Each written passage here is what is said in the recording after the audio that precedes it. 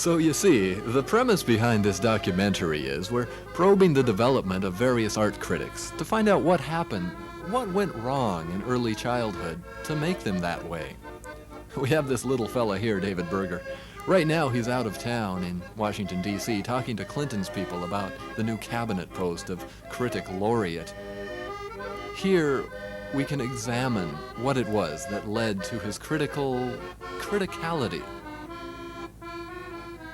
David is shown with his first pair of eyeglasses, important tools for an art critic.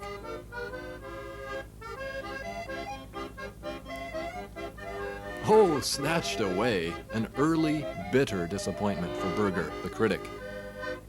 We can see that at 1 year old, David was already a curious child. Here he is with a distant relative, John Berger, on the left in the attractive shirt. John Berger whispers some advice to his protege, and then hefts David to determine if he truly has what it takes to be an art critic.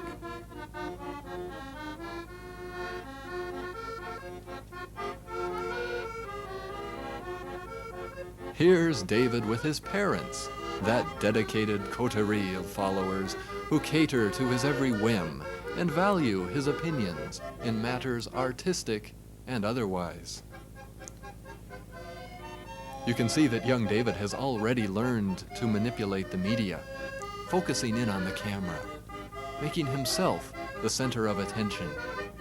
He likes that attention, and who doesn't? Here's David Berger, slightly older, exploring his ever-growing world, experimenting with the possibilities of the extreme close-up.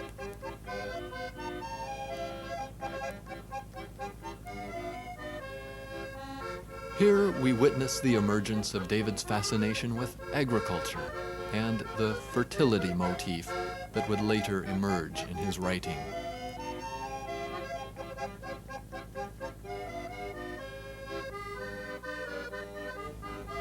I don't know what to make of that.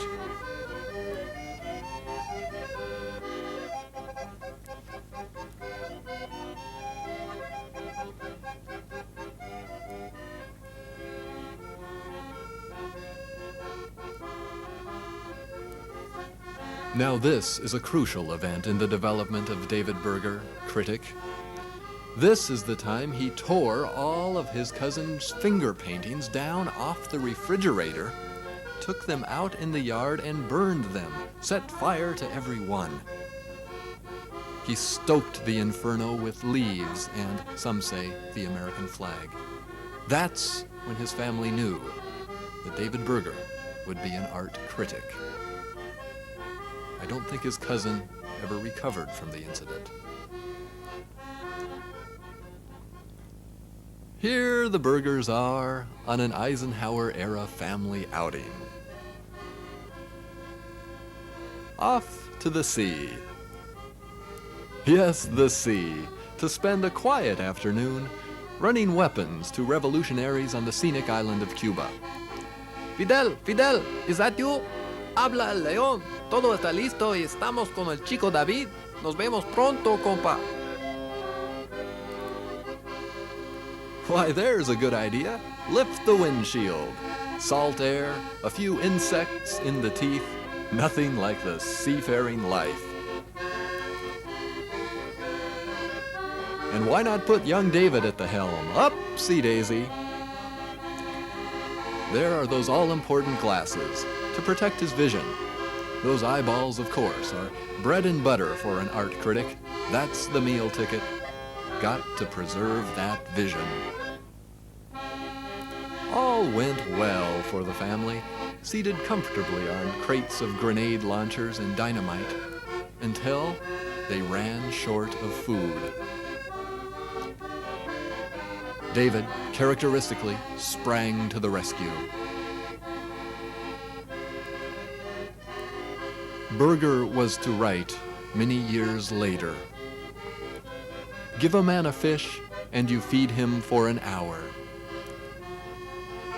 Give a child a rod and reel, and you confuse him for the better part of an afternoon. Soon David was to taste the thrill of having the power of life and death, a feeling he would recreate later when he became an art journalist.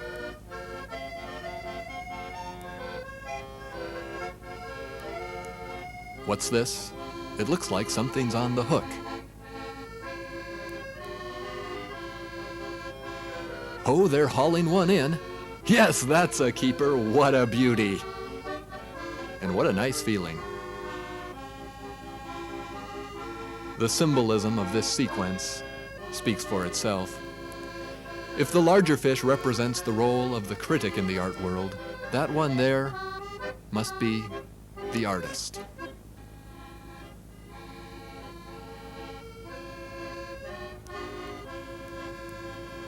Uh-oh, young David seems to be throwing a temper tantrum, but the art police have got him under control. Yet it's hard to keep a good art critic down.